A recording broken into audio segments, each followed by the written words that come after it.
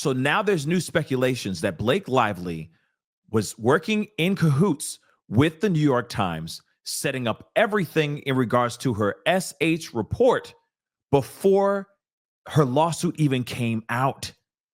This is insane. She got a lot of explaining to do. Pascal, you are now rocking with that dude Pascal. What's up, y'all? Blake Lively has definitely got some explaining to do. Listen, there are now been new reports because you internet sleuths out here, especially this one particular TikToker, which we are going to be looking at here in just a minute, did some serious masterful work, looked at some information, and found out that there are things that Blake Lively was doing before with New York Times before it actually her lawsuit became public domain.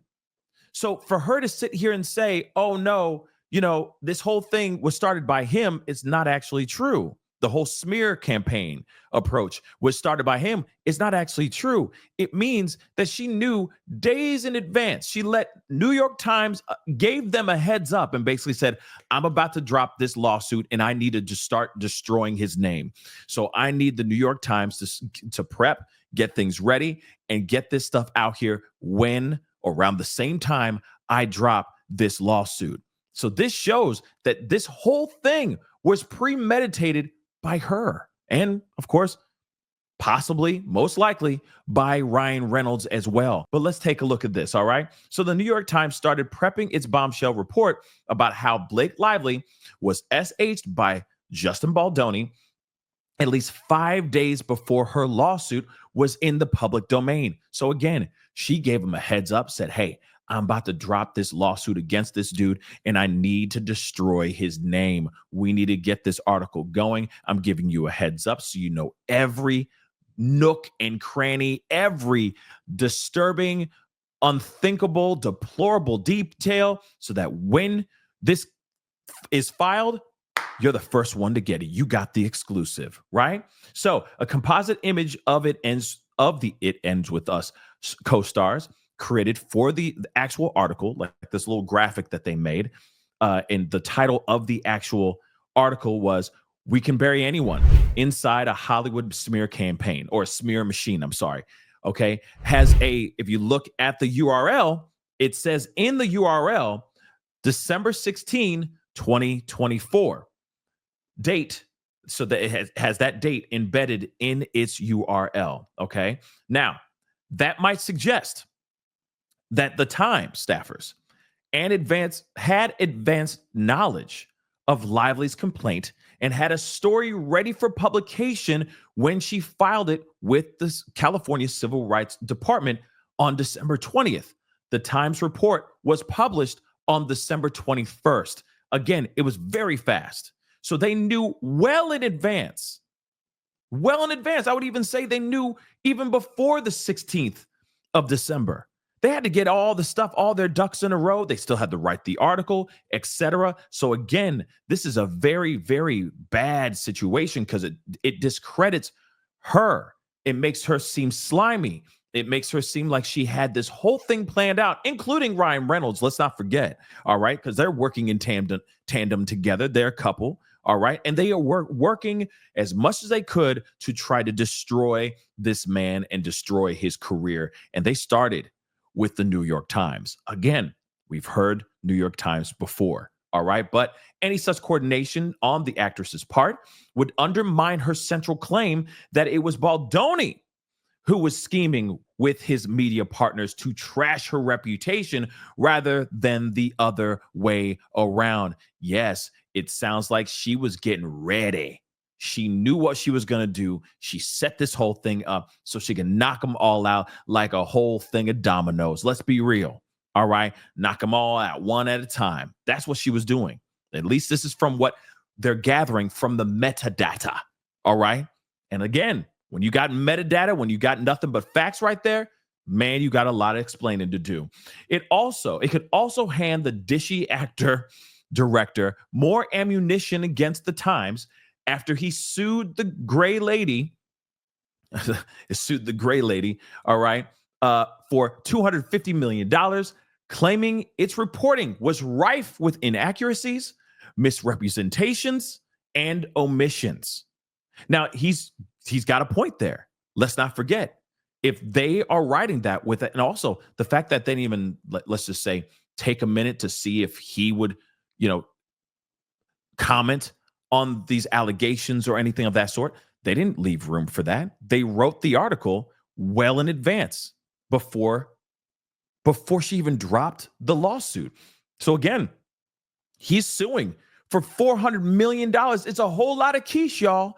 It's a whole lots of monies. And now he's got, as they said, enough to back him up to basically say the Times done screwed up. And now the Times also have a lot of explaining to do as well. Now, here's the thing, all right? There is a content creator that made a video about this, and I think this is very interesting. And she's actually the one that blew the lid off of this metadata, okay? And showing proof positive that, the New York Times knew about this well in advance. And I get it. Sometimes big articles take time. Big, huge bombshell articles take time. You got to do your due diligence, get the reporting, get all the information that you can get and all that. But at the same time, though, she gave them a heads up well in advance before she actually dropped the lawsuit. So she gave them all the gruesome details over there whilst getting that lawsuit filed. And even so, with this metadata being made on starting around December 16th, doesn't mean that she wasn't in cahoots or talking to the New York Times well before the 16th as well. She could have been talking to them for damn near weeks, if not a month or so, months even, trying to get everything ready, stitched up, so that when she goes and attacks, like I said, she's just knocking one thing down at a time, right? But let's take a listen to this TikTok and see what she got to say. This comment, I now have extremely compelling evidence that Blake Lively actually gave New York Times her complaint before she filed it with the Civil Rights Department. This comment says, "This is great research. I don't suppose anyone has checked the metadata on the images in the New York Times article. You beautiful genius." It wasn't the metadata where I found the date. It's the fact that New York Times labels their hosted images with dates. And this image, if you follow the images linked in the New York Times article, each image is hosted with its own link. And if we zoom in right here, you can see that says December 16th, 2024, which means look, 2024, December 16th. It's in the damn URL, y'all. For a fact, I'm sure New York Times is going to change their ways now after this goes viral, because it's clearly going to go viral. Everybody and their mama is starting to talk about this new information. And again, this is insane, the information that we're hearing here. But I'm telling you right now, they're going to start changing their ways, because $400 million, you know what I mean? A $400 million lawsuit, that's not so great, right? Not so great. Let's continue. Means that unless New York Times mislabeled the date for this, New York Times had Blake Lively's complaint for at least 5 days before they published the article. And it's not just this one. All of the graphics that they used are hosted like that. This one is dated December 20th, December 18th. And then this one is from the 21st. There's no date attached inside the actual metadata, or maybe I'm just not technically advanced enough to be able to find that. Why does any of this matter? Well, because Blake Lively's team are trying to say that Justin Baldoni's team are the first people that leaked this information to the press. And yet somehow on the 16th of December, they're able to make the headline image. We already knew because of the timeline, New York Times essentially had to have it in advance. Now I feel like we just know a little bit better about when they definitely had it by. I think this is proof that they had it at least before the 16th of December, because they did have to develop this graphic. No doubt. It's really important who gave it to the media first, not who published it first, because the actual rule of professional conduct, Rule 3.6, which Blake Lively's team is trying to say that Justin Baldoni's team violated, in the part where it talks about when you can defend yourself, a lawyer can make a statement to protect their client if there's a publicity not initiated by the lawyer or the lawyer's client. Not initiated. And I think initiated is the important word. It doesn't say published, it says initiated. And if the New York Times started making graphics for their articles by the 16th of December, I think it is very clear who initiated the release to the media. I mean, it was clear before this, but now we at least have a date. Okay, love you guys. Eastern quarter, bye. Okay, now this, okay.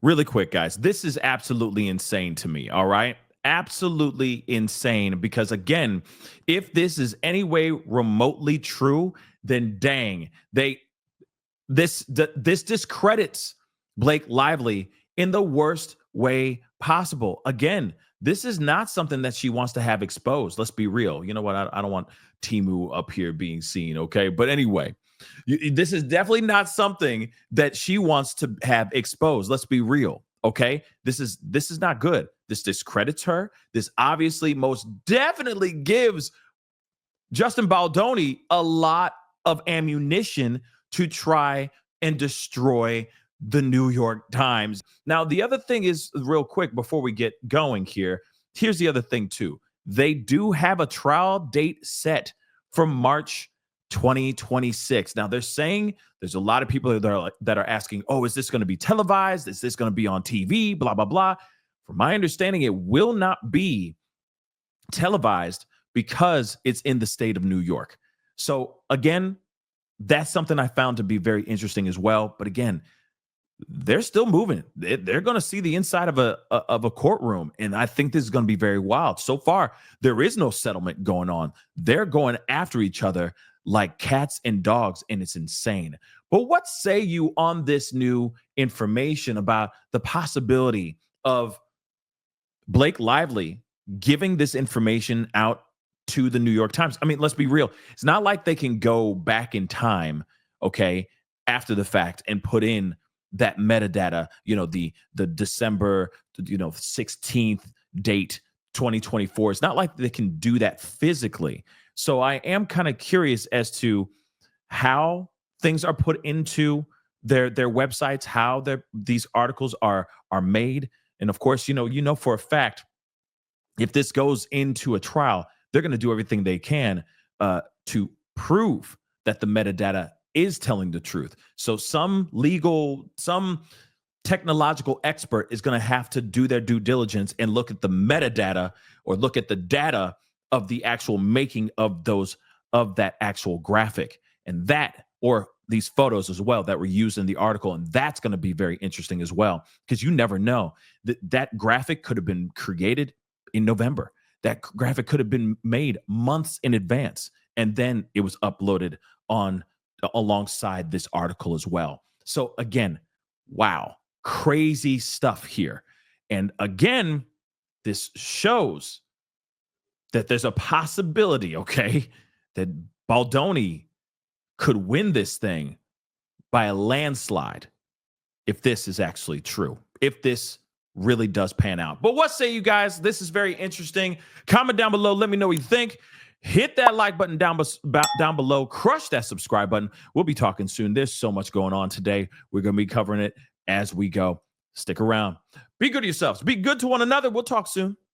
This is the Pascal Show. Bye. Pascal. You are now rocking with that dude Pascal. We be going wild.